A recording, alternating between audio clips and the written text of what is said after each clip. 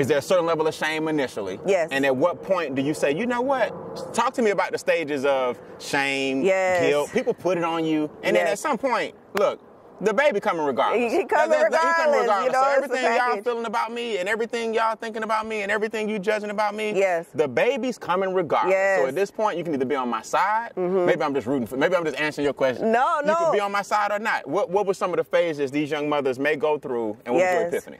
I was very ashamed, again, coming from a Christian Baptist background, the whole baby out of wedlock thing. You have to wear that from a spiritual hat. And then you have to go through the process of everybody on the campus knowing that you got cheated on and he has another baby. You know, that was very shameful and embarrassing to do that while also still trying to wrap your mind around caring for a whole being. At that age, you know, I was in college. I didn't have any money. I faced eviction. We were on welfare. I had to make it work. I was on food stamps trying to feed my child. I remember being in line for WIC one day, and, you know, I could only get him milk, and I had to eat some of the cheese that I had to get from his WIC. You know, so it's a lot of times and moments that I had to sacrifice to get to where I am, and that just made it more difficult. Correct. But again, it is not the end-all, be-all. Be okay with going through things that are difficult, but still focus on your goal. Greatness is complex. It is.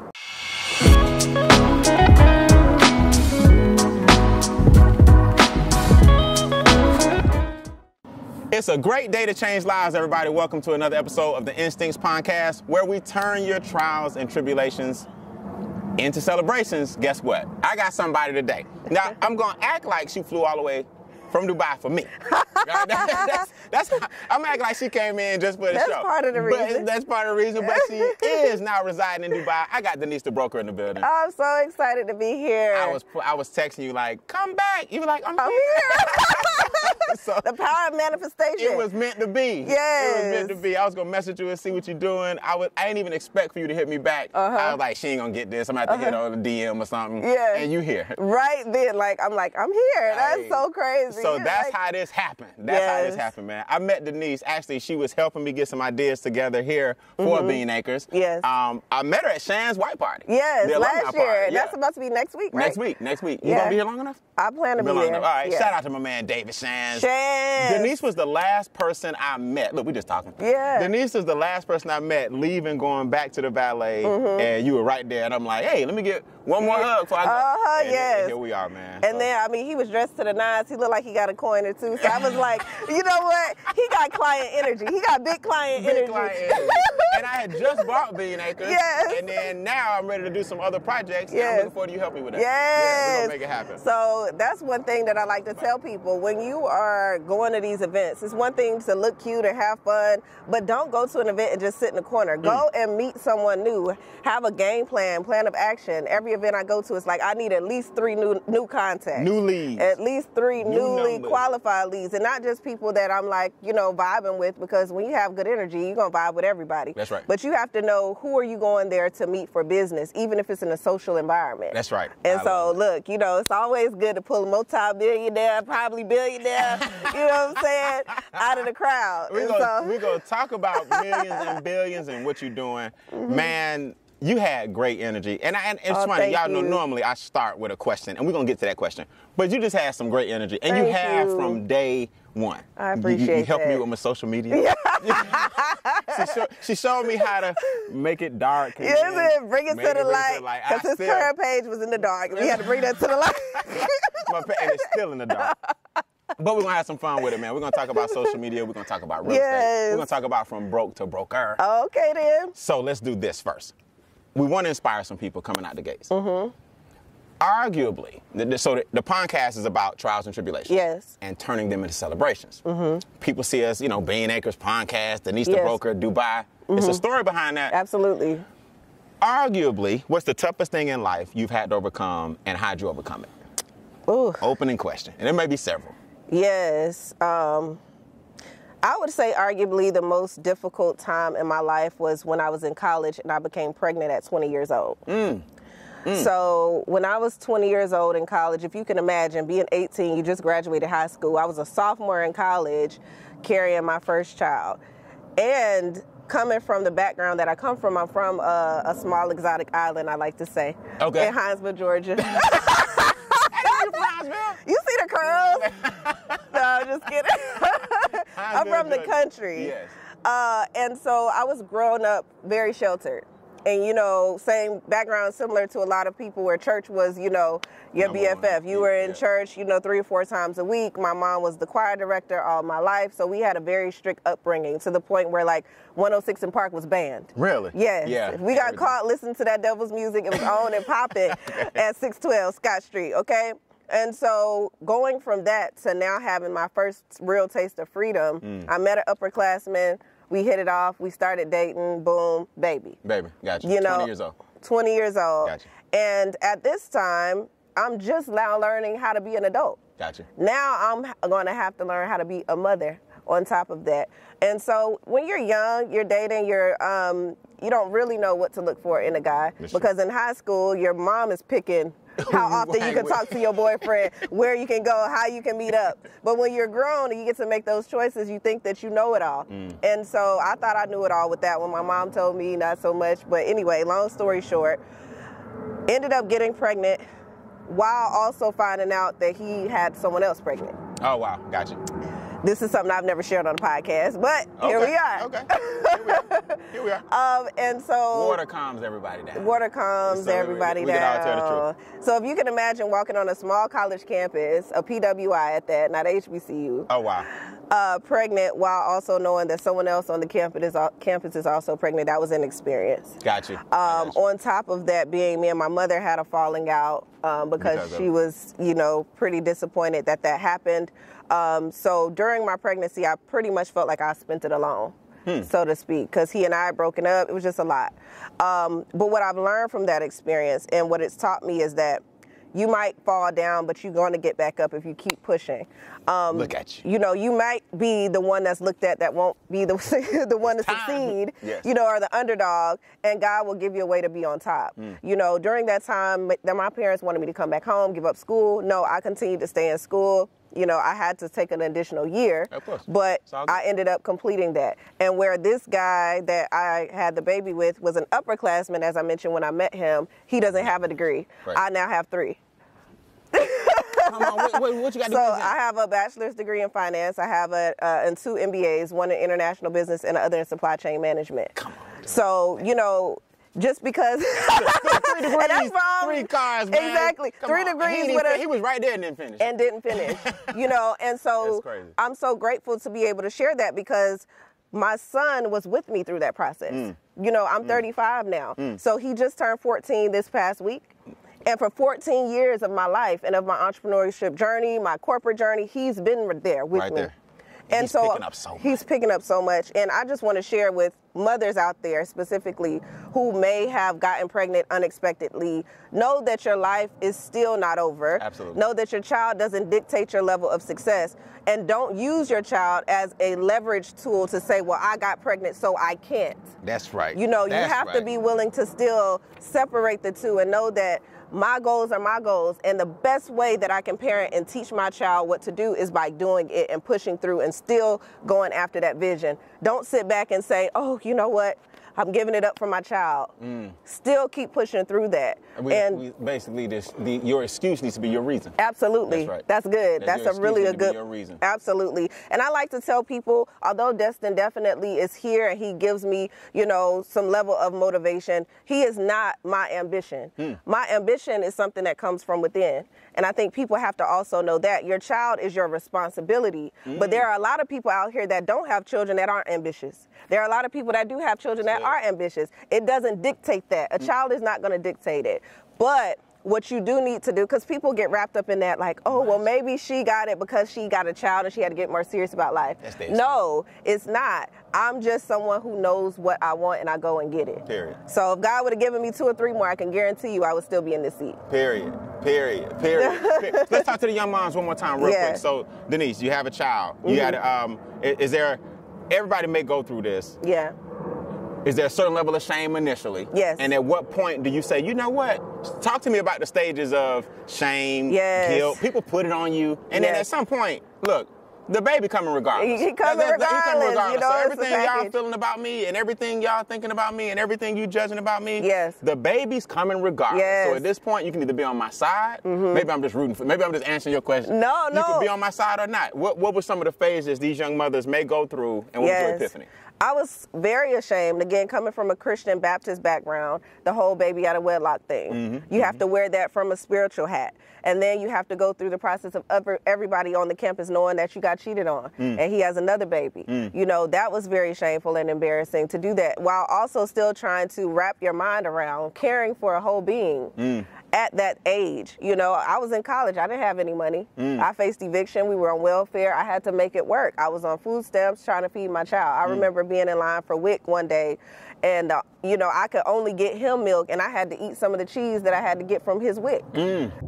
You ready for your free gift? I hate to interrupt, but you guys took the time to listen to me and the ducks, so I need you to listen one more second for some continued education. Visit workwithbnb, those are my initials, workwithbnb.com to get your free training called Tap Into Your Instincts. We are the highest form of intelligence God ever created, but it's time to figure out how these guys like ducks and silverbacks and jaguars and hummingbirds and king cobras, how do they survive in their natural habitat? Life can be tough sometimes, but guess what? As a human being, you are tougher. If you know me, I'm about two things: tapping into your instincts and growing your income. Visit workwithbnb.com. Get your free gift. You deserve it. You're listening to the podcast, and I want to give something back to you that I was given, and that's a life worth living. Workwithbnb, those are my initials, .com. Get your free gift, and who knows, maybe we can work together on a monthly basis as well. Click the link, workwithbnb.com, and I'll see you guys on the other side. You know, so it's a lot of times and moments that I had to sacrifice to get to where I am, and that just made it more difficult. Correct. But again, it is not the end all be all. Be okay with going through things that are difficult, but still focus on your goal. Greatness is complex. It is.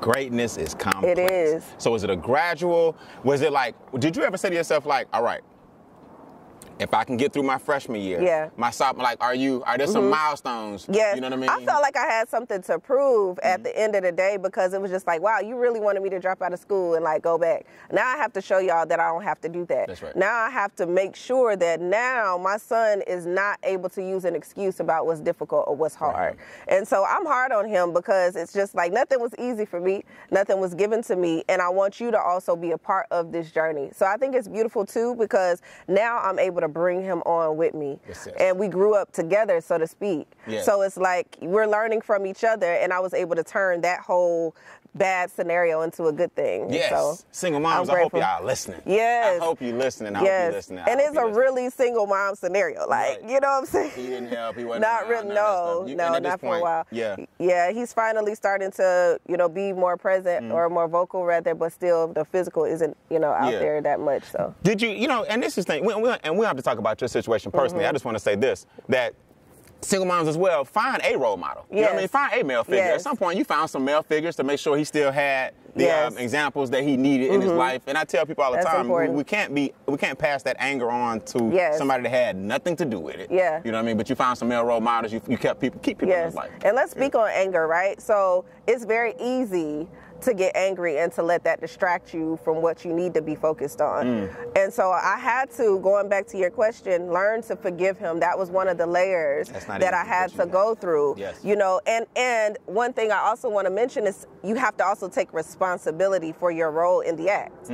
Sometimes we have these children and we still like, if the man isn't around, it's his fault that my life turned out X, Y, and Z. But how much of that responsibility are you taking on for yourself and your role to lay down? That's right. And so I just tend to think about it that way, like it was still my part. I still played a role in this, so I have to make sure he's okay with or without. Love it. But not hold on to what he's not doing, but just making sure I'm focused on what I'm doing. Right. Because it's two parts to that child. He's still looking at me independently of what his father is doing or not doing. So I want to be someone that he's proud of, regardless of who may or may not help. Man, I've had a lot of people on the podcast, and it's probably our first time tackling this topic. topic? Yeah. You know, and the opening question is designed for a person to tackle whatever happened to them. But out of everybody I know that this has happened to, this is some great insight. Oh, thank you so much. I knew when you came, it would just you just gonna talk like, look, y'all ain't even. It's like, right, yeah, it's real. You know, this is my life. Yeah, this is real. How do we go from the book broke to broker? So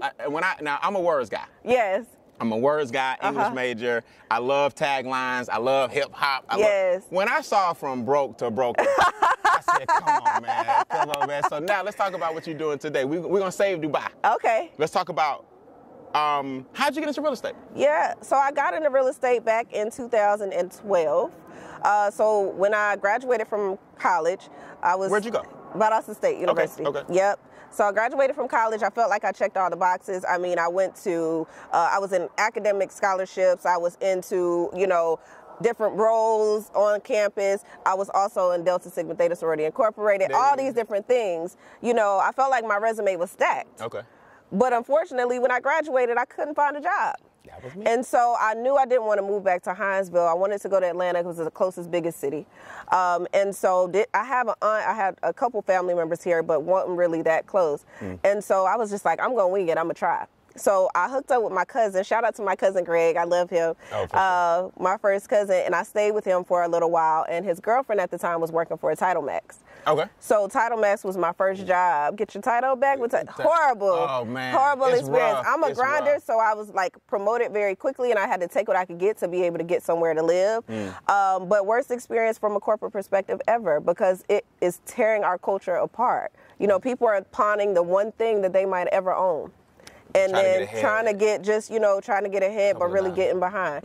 And so I had to get out of that situation. And I'm like, what other industry can I be a part of? Because this is not life. Yeah. You know, I'm raising a child. I need more money. I need more flexibility to be able to get him, pick him up, and do all those things. And I started to look into real estate. And when I was studying, because it does require research, when you're thinking about where your life is going to go, don't just look on Instagram to find that answer. Please know what resources. Please stop looking at the Gucci shoes to find that answer. That's right. You need to do research on industries, on people that are where you want to go, documented people that are where you want to go. You know, because sometimes I think we can get caught up in what's physical and not thinking about the people with no followers are typically the people with the most money. But you have to find out about those people in books. It's not articles. Gonna be on their reel. It's not going to be on the reel. Because it's real. Sometimes those reels be real fake. We don't brag about it. There you go. But look around. Look around. I love you know, and so just doing research, and everybody that I came across, they were all in real estate in some way. Wow. Whether they were investors, whether they were developers, they own real estate. And I was like, that's an industry that I could definitely thrive in. I love people. You know, it's no dress code. Like, what? I can wear what I want to wear. I can be cute every day. Nobody telling me what I can't wear. That's right. Like you with this podcast. Denise, you ain't coming out here dressed up, are you? Don't wear nothing nice. You can't help it. I can't. I chill. You know what I'm saying? With Gucci shoes. That's just you.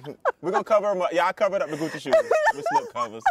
But hey, you can wear what you want to wear. You can do it, when you want to get fly, and you can build it. And there was no income limit. Okay. No limit on my income. And I'm like, I can do that. That's something that I can do. Decided to get my real estate license, and 10 years later, here we are. Boom. Now, a realtor and a broker. Yes. Two different things. Yes. Not only did you get your real estate license, you went ahead. A lot of people, Denise, they struggle with the test, and that's okay. Yes. Let's talk to some realtors too. Yes. The test can't be easy. I've never tried it, but I know a few people that went back and went back and went back. And after a while, you get better at anything. What made you say, hey, realtor's one thing, nice commission checks. Yes. I want to have a brokerage. Oh, that's a great question. And you don't even know my background with the real estate and how I became a broker. So, cool, let's talk about it. 2012, decided to get my real estate license. Once I got my license, I joined KW. As a realtor.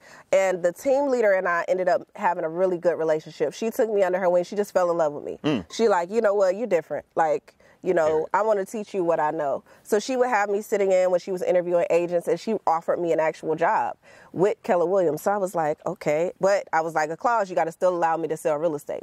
So I was doing both. I was working as an employee. So what I was able to do was see how KW was run from the inside out.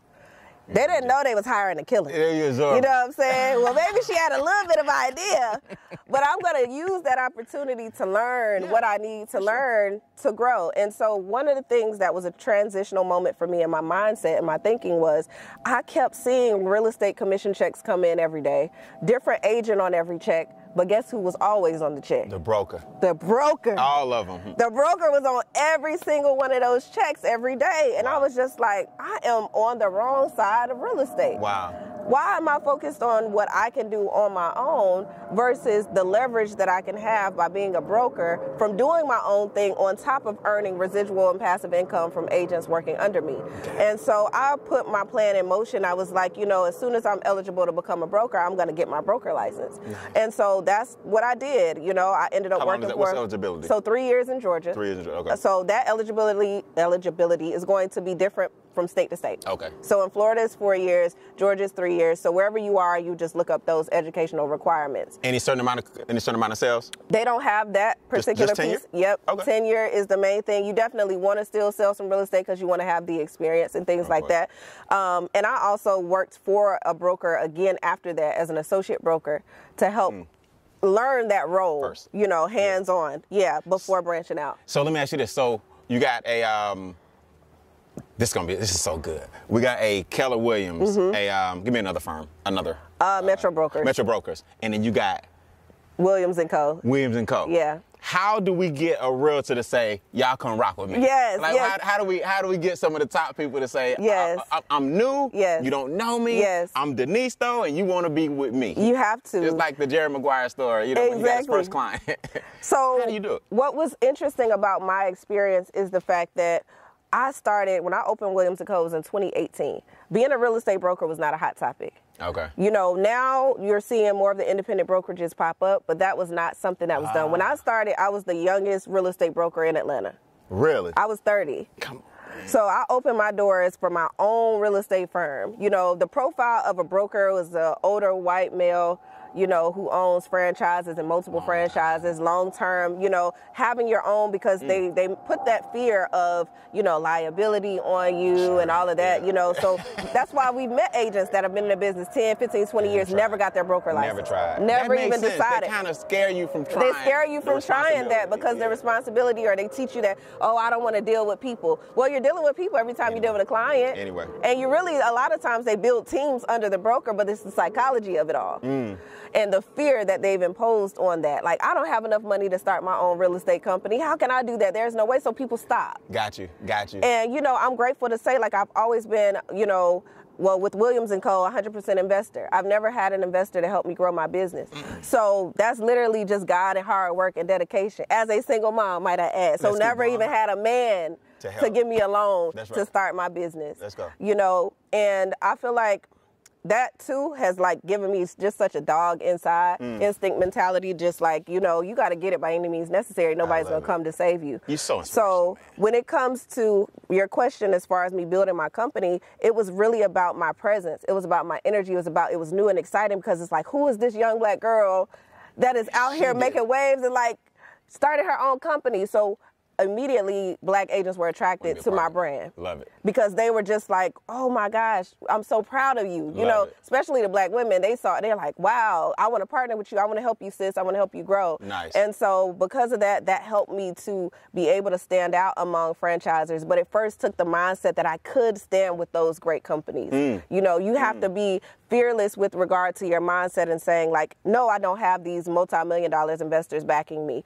but I have a brand that's a multi-million-dollar brand. That's right. I promise you that. Just give me a little time. Give me a little time and give me a little internet time. Grow with me. And I'm going to figure this thing out. And, you know, just creating a culture of fun. I mean, me and my team have done cabin trips. We've done ski trips. I've done a cruise. You know, I've done all kind of culture-infused activities that help me to build and grow it. And so I've had the largest black woman-owned brokerage in Atlanta the last 3 years. The largest black woman-owned brokerage in Atlanta, period.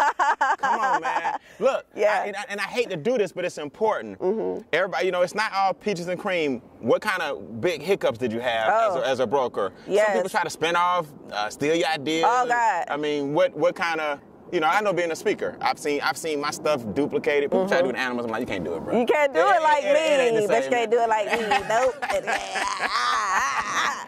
So what? Like, give me a story of maybe, Brian, when I got that, this happened. Ooh, so I know, like it's worth it though. Yeah. But things happen. So, well, you have the best questions. It's such a good. So going back to when I started Williams & Co. Williams & Co. is technically my second real estate firm. Oh wow, okay. So my first real estate firm failed miserably. See, this is because I started with a partner.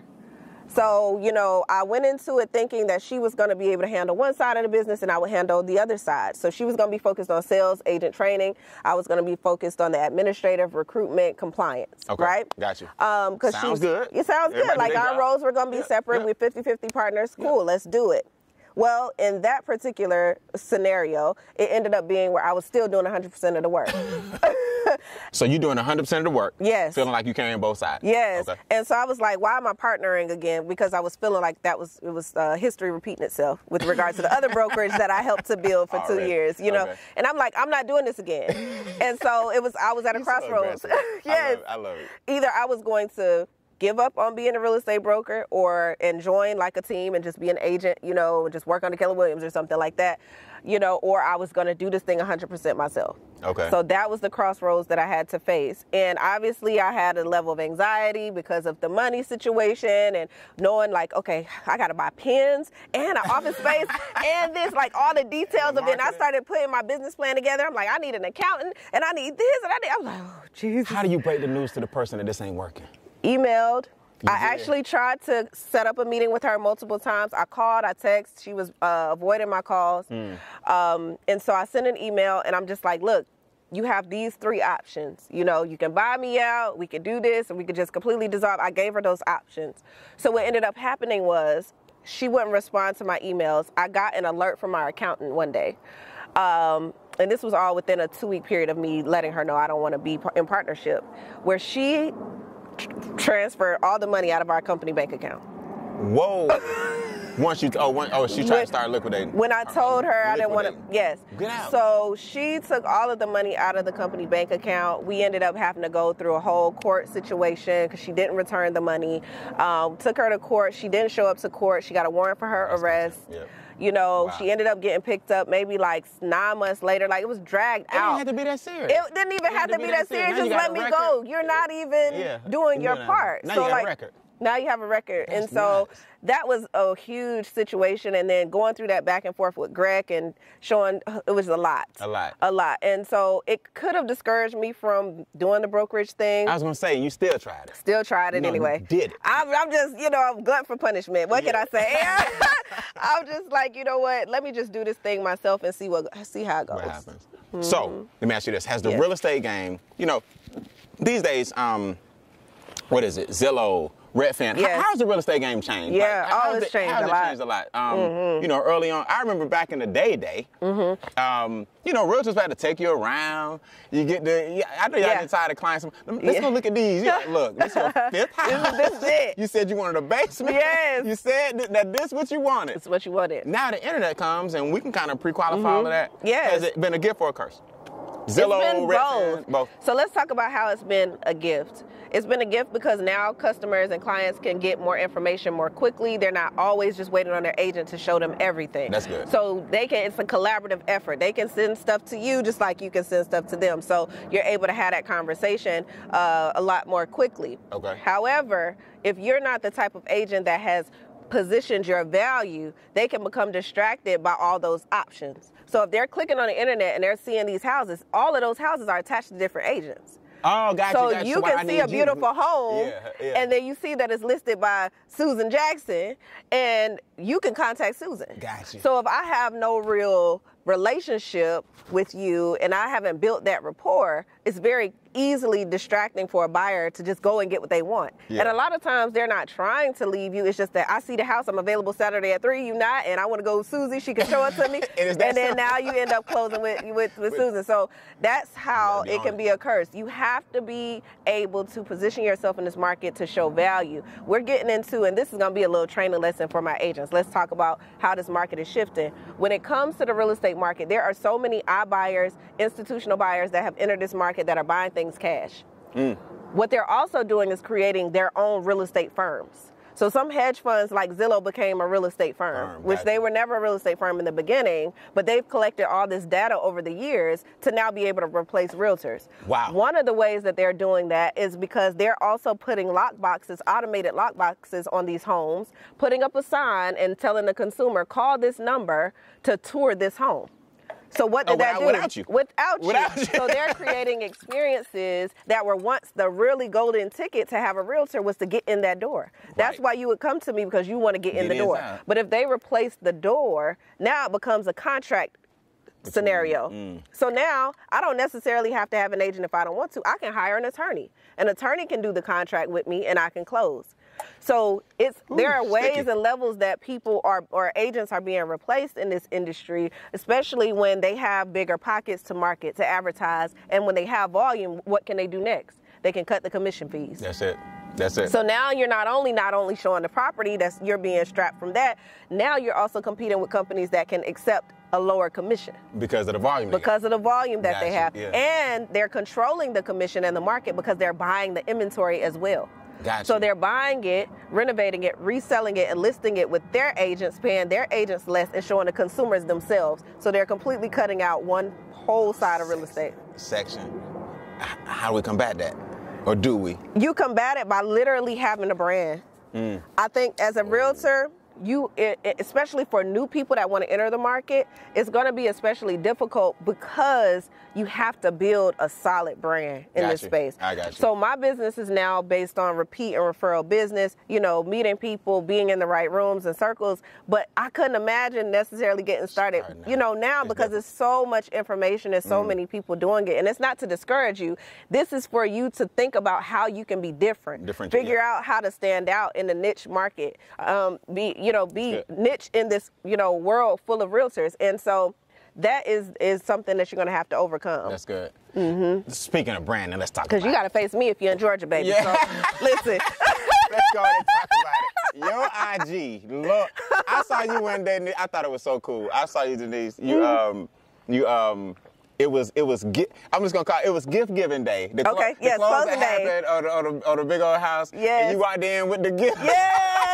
I said, go ahead and treat everybody. Yes. I think you even gave the sellers nice gifts. Yes, I did. You give, I think, your agent a nice gift. Yes. So I saw you giving away gifts. I saw you just doing some unique things. Yes. And just kind of letting people know more about your personality. Your whole page can't be come see me. Yeah. You know what I mean? Definitely. What advice do you give people? Let's talk about social media, period. Yeah. Like, you're just great on social media, period. Thank you. Realtors will pick up what you're putting down, but what are some big common mistakes people make on social media? What's up, everybody? Brian and Bean here at Bean Acres, and I had to interrupt the episode. Why? It's time for some continued education. We got to keep the conversation going. I just launched my group coaching program, and if you know me, you know I'm about two things: instincts and income. We are the highest form of intelligence on the planet. Then why don't we tap into some of God's other creations and figure out how they survive in their natural habitat? What can a silverback teach you about confrontation in your life? What can a jaguar teach you about staying true to yourself? Think about it. What can a hummingbird teach you about time management? Well, maybe because he never visits the same flower twice if it has no nectar. What can a rhinoceros teach you about your friendships? What can a snow leopard teach you about isolation? These are all the things we're going to talk about on a month-to-month basis and show you how to use those same instincts to earn income. Visit workwithbnb. Those are my initials. Workwithbnb.com. Enter your name and email. A free gift will come along with the group coaching, and I'll see you guys on the other side. Yeah, I think authenticity is the number one thing. Really walking in your light and being who you are, both on and off of business. When it comes to business, showing who that business profile is and who you are personally. Right. You know, and there is a way to do that seamlessly by being yourself in both areas. Like, I get the question all the time, like, should I have just a personal page and then a business page? I think it's silly in today's times, because realistically, if you're tagging the personal page to the business page and I still click it, when one click I can see your personal life, you know? So you just have to decide on who you're going to show and what you're going to show the world. I mean, at a certain position where I am now is still not where the world is going to see me very soon, you know? And so I think about who I'm planning to be later in the future. So I understand now we're in a society of cancel culture, right? So no matter if it's something that I'm doing personally or professionally, I have to be cognizant of, if this comes back up, is this something that I'm okay with? And so as long as you operate in that vein of, if I'm completely comfortable with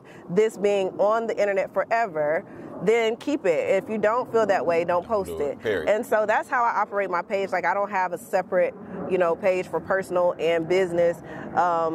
I just operate through my Denise the Broker page. Love it. And I think that people are able to connect with me because I am authentically myself. Yes. And so I've been able to create an experience for my clients based on my personality. I'm naturally a giver.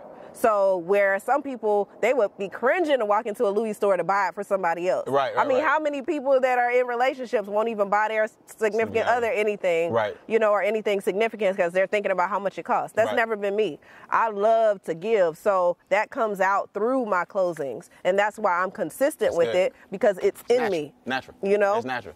And now it's inspired other people. Now they're stepping up their gifts. Now I'm seeing, you know what I'm saying? It's a trickle. But that's still not going to be consistent if that's not who you are. That's good. Naturally. That's good. And so my clients get to benefit off of who I am and who I am in my personal life and my business life. So even when it comes to my team and my agents, when my agents join my team, they get gifts. Yes. They get welcome boxes, you know, to show them that I appreciate them for choosing Williams & Co. among the rest. That's so good. Showing appreciation, adding value, making sure you're giving educational content, sharing your experience and your knowledge, because it's one thing to be cute and fun and all of those things. Well, I'm a little better than cute, but you know, but it got you gotta have the brains. You know, you gotta have the brains.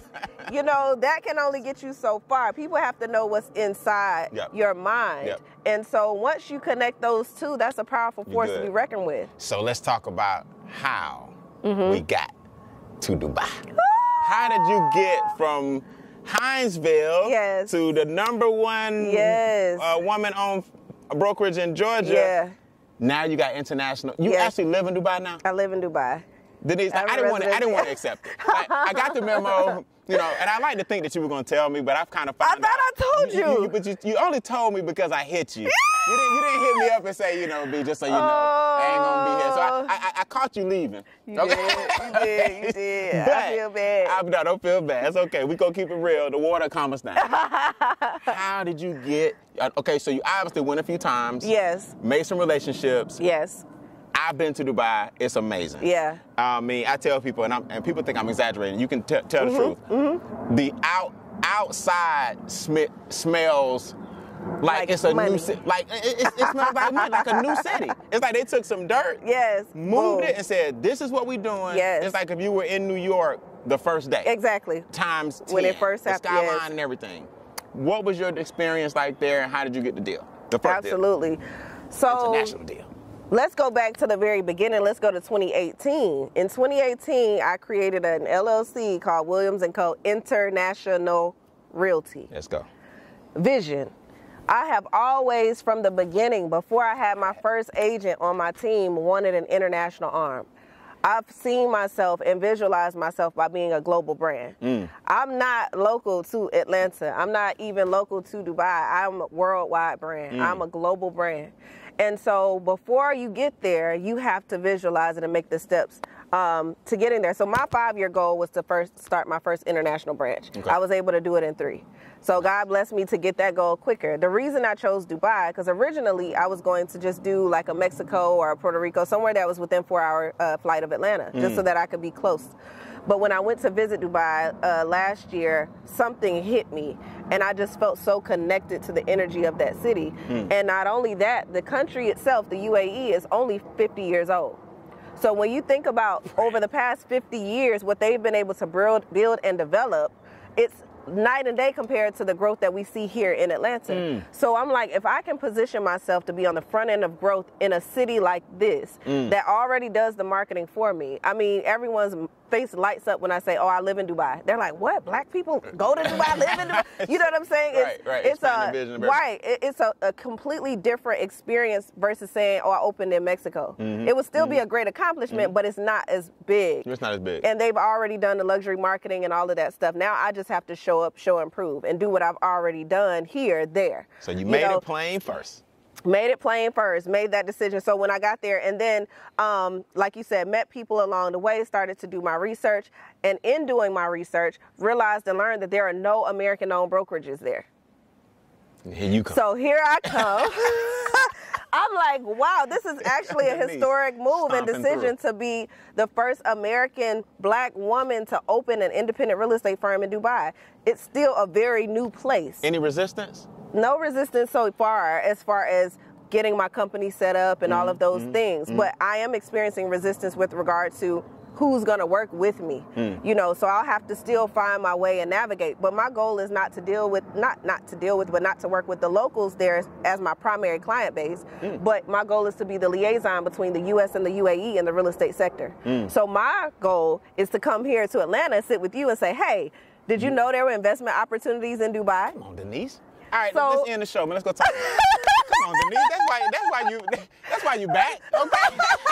Okay, man. Look, listen, I'm not traveling here for nothing. I'm coming to get some coins and pull y'all over there. Because why are you getting an Airbnb here in Atlanta, making $300-400 a month, when you can be in an emerging market making that every single day? Every day. You know, it's totally different because emerging markets and experienced markets don't give you the same level of return. So when I think about my growth in the real estate industry as being a broker in Atlanta, I'll have year-over-year growth, but there I'll have exponential growth because now I'm on the front end of something and I can be the pioneer. I can be the one to set the stage for what an American's experience in real estate in the UAE is going to be like. And so I'm curating that.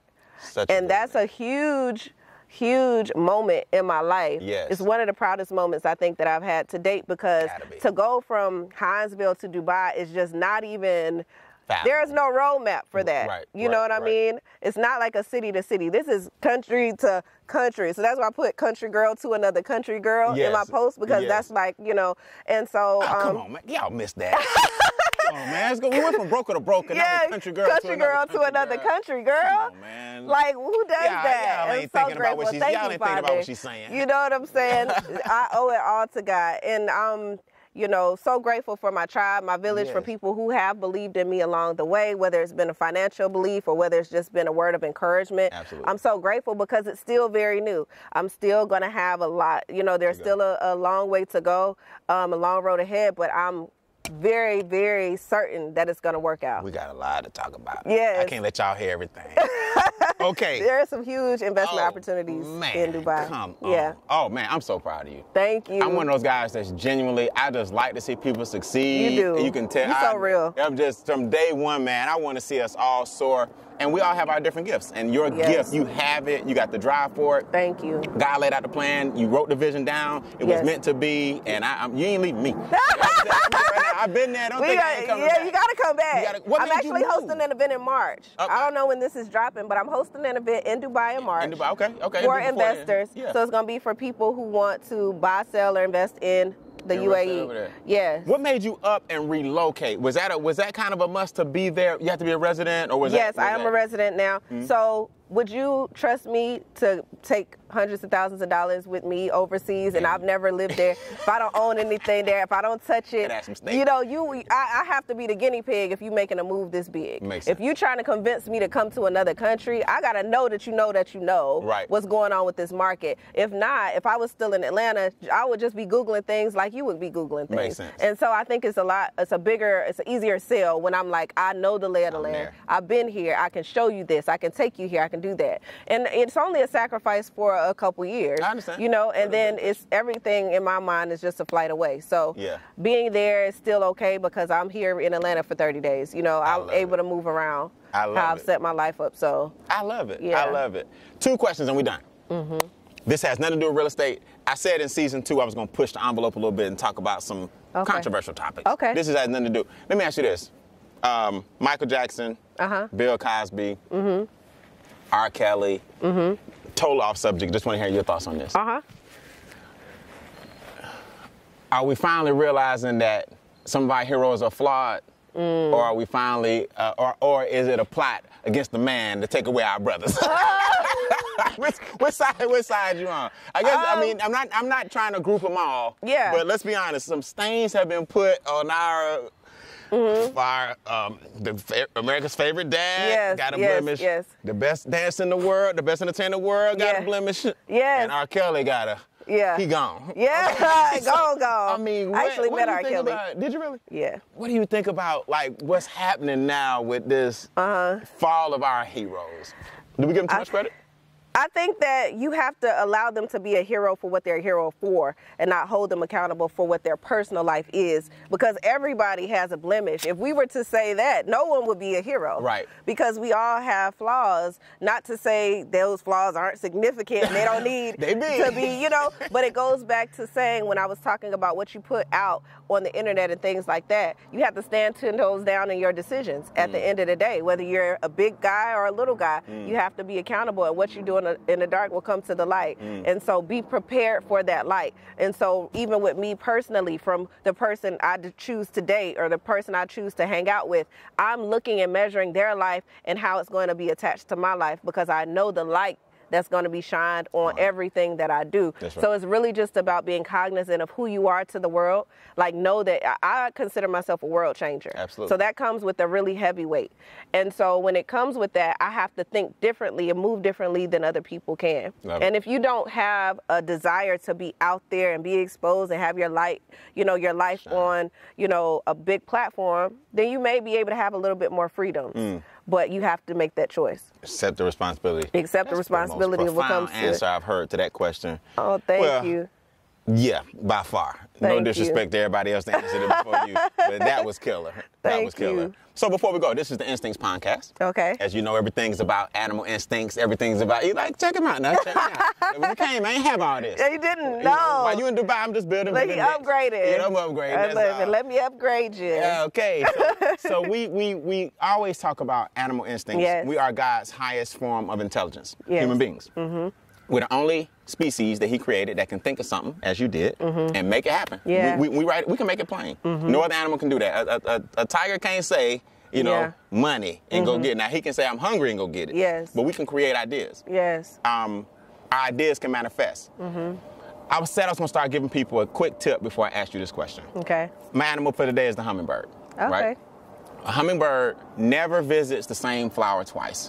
He never does. Because his wings are he's flapping so fast. I like how you saying he's, because y'all don't know how to just stick with one flower. You got to be in this flower, that flower, that flower. All right, we're going off on a tangent. He or she, their heart rate is going so fast. Busted. Give a car for that. And you know what's funny? They call it Mother Nature, Mother Earth. So let me start using that shit. Okay. See, I gotta play that off. Play it off. Reverse it. So the wings are going so fast, and his heartbeat is going so fast and racing so fast that he can't waste time. So when I teach the hummingbird, I teach time management. He remembers that this flower's empty. Stop hanging around people and flowers that can't give you nectar. Wow. That's my tip for the day. That's amazing. What That's animal a good one. do you relate to and why? I think I'm going to go with the ant. Okay. So the ant, I know y'all probably thought I was going to go with something big and big. The ant is one of the underdogs, I feel like. People don't really consider the strength that an ant has. When you think about an ant, it can hold up to 100 times its body weight. Absolutely. So in me, when it relates to me, it signifies strength. Ants are very strong, even though they're small. I'm a very small person, but I'm strong. Absolutely. Might look light, but I'm heavy though. Look, Drake. Y'all don't know nothing about Drake. So okay. when it comes to my life, I've had to carry 100 times my body weight. At times, it's felt like that. but you continue to persevere, but you continue to still build these colonies. You still bring a harvest. You still team build. You still work well with others. You're still a social butterfly. Ants are very social, you know, and so I relate to that because it's like I can be the underdog. I'll let you think that, but at the end of the day, I'm out here building colonies and worlds and, you know, not allowing the weight of the world to stop me from getting things done. Come on, man. Now, y'all done had enough. That's enough today. I can't give no more of this knowledge today, man. I'm going to go ahead and ride some four-wheelers or something. Yes. This is Denise, the broker. Yes. From broke to broker. Yes. From country girl to another country girl. Y'all go check her out, man. That sounds like another book. That's I might have to do that. I mean, let me write the foreword. Yeah, okay, Forward, you man. can do the foreword. Okay. Hey, this is Denise, man. Thank you guys so much. Love you too. I'm so proud of you. Thank you. I'm so Y'all proud follow of you. me on all platforms at Denise the Broker. So that's Instagram, Facebook, YouTube, LinkedIn, all of that. Everything. Everything, yeah. Hey, it's a great day to change lives, man. Thanks for watching another episode of the Instincts Podcast. We'll see you guys in the magazines. Peace.